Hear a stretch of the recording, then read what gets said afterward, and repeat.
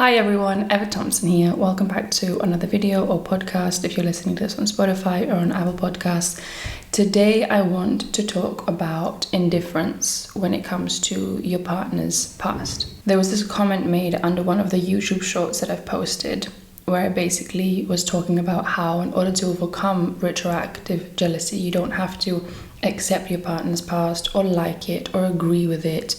It's more about becoming indifferent towards it and realizing and feeling that it's got nothing to do with you, your partner, your relationship today. Now, of course, there are some exceptions where maybe your partner is still in touch with an ex or someone they used to see, whether it's because of work, because of a child, or because they just want to be in touch, and that's a bit of a different story. But most of the time when it comes to retroactive jealousy, the partner has nothing to do with anyone from their past, and that doesn't stop the retroactive jealousy sufferer from getting the mental movies and the intrusive thoughts.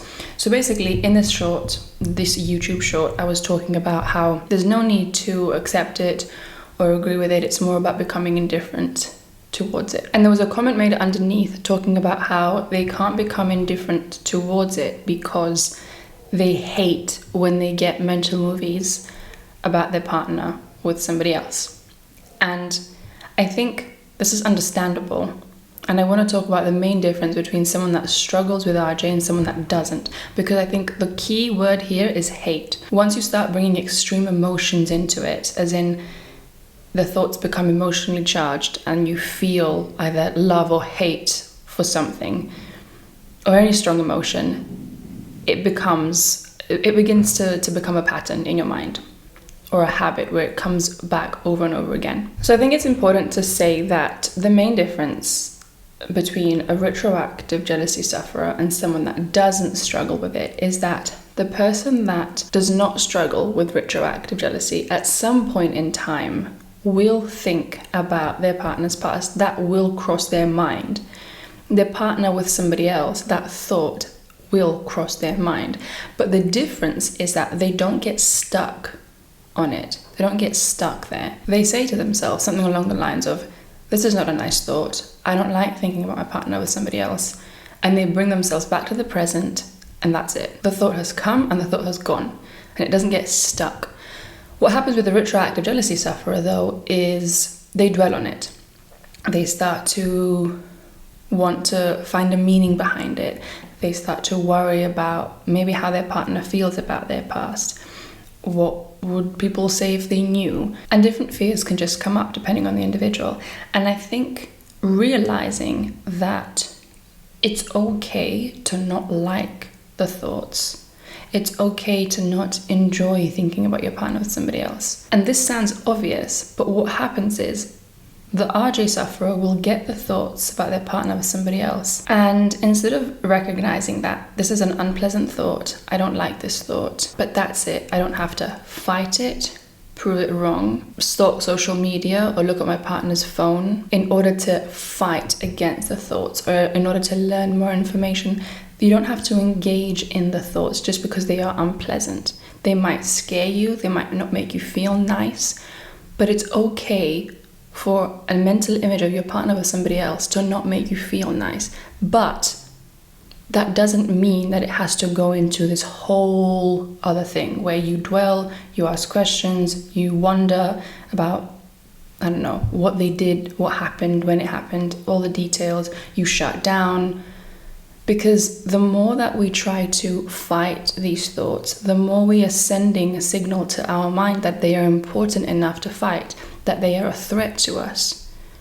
If a thought comes and you recognize this is not a nice thought, and you let it go, you don't force it to go. You don't call yourself stupid for having that thought in the first place. You don't try and convince yourself of how insignificant, how silly this is. Why am I thinking about this? I shouldn't be thinking about this. Or why is this coming into my mind again? I'm sick and tired.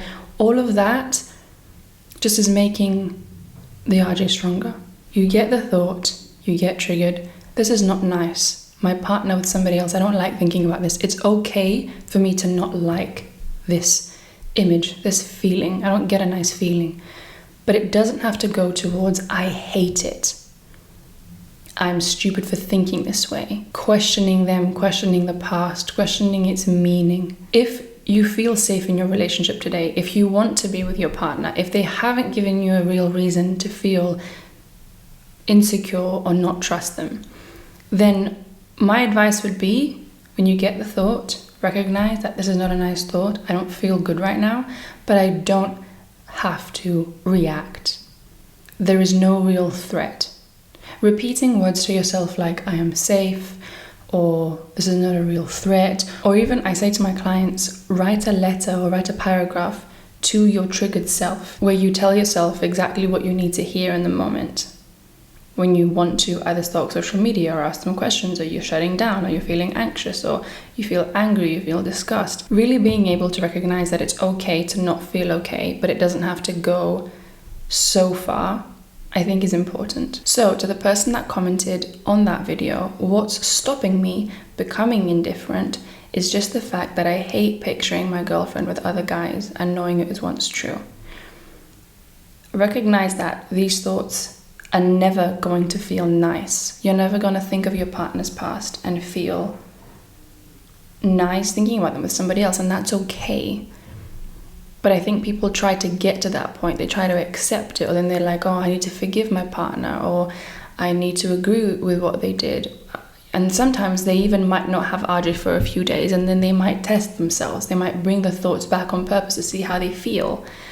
And you're never going to feel nice, I don't think, when you think about your partner with somebody else, but it's about how far you take it, how far it goes, how much it consumes you. So guys, I hope you enjoyed this video. Please let me know down in the comment section below what you think, what you do when you get triggered, what's helped you, what hasn't helped you, and I will see you in the next one. Take care.